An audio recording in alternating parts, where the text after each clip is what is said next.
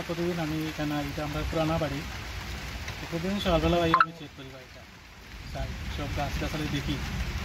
ঠিক আজকেও সকালবেলা আইসি 7টা সাড়ে 7টার দিকে আইয়া এখানে দেখি আমার গাছটি কাটা।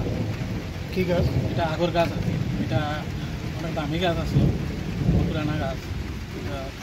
কাটা যাচ্ছি দেখিয়ে গেছি আমি গিয়া, তো দেখলাম টিভি কাটছে, কাটিয়ে নিচে গিয়া বাড়ির পশ্চিম দিকে নিয়ে এলাম, নামাইতে গিয়া এখানে নিচে আর একটা গাছ আসলো আগর, এটাও দেখি কাটা।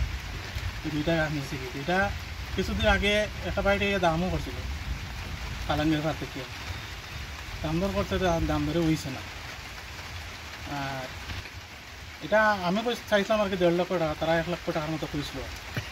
আমার গাছ 1.5 লক্ষ টাকা থাকার কারণে আমি আর বিক্রি করছি না, এর কারণে তার বিক্রি হইল না, রয়েছে। তো মানে আপনার কোথাও সারা গাড়ি হয়েছে ভাই, তো এই বিষয়ে আপনার কোনো থানাতে জিডিএনটি করছে? থানাদের জিডিএনটি করছি আমি, থানাতে জানাইছি, পুলিশকে কইছে? স্যার তারা কইছে আইব আগে দেখবো আর কি। আপনার দেখছি না হিসাবে কেউ কইতে পারি না, তবে যারা আয় দেখে এরাও নিচে সম্ভবত।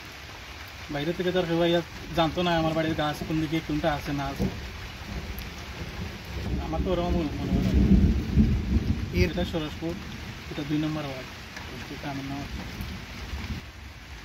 আমার তো মনে হয় না এদিকে পেট্রোলিং হয় বলিয়া, এটা তো পেট্রোলিং না দেওয়ার কারণে এটা ঘটে।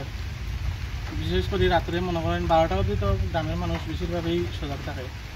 12টার পর দিকে আর আমরা এদিকে যদি পেট্রোলিং দিত পুলিশ প্রশাসনরা, তো আমরা ভালো হইতো আর কি, উপকৃত থাকতাম। তো 2-1টা গাছ চুরি হয়েছে, কিন্তু আমি কারোরে কইছি না, পুলিশ প্রশাসনকেও জানাইছি না। তখন দেখি আর যে বড় বড় গাছ যেটি এটিও চুরি হয়ে যায়, এই হিসাবে তো সব জানাইতে লাগবে, এই হিসাবে আমি ভিডিও করাইছি, আপনার মাধ্যমে এটা একটু করতে চাইতাম আর কি।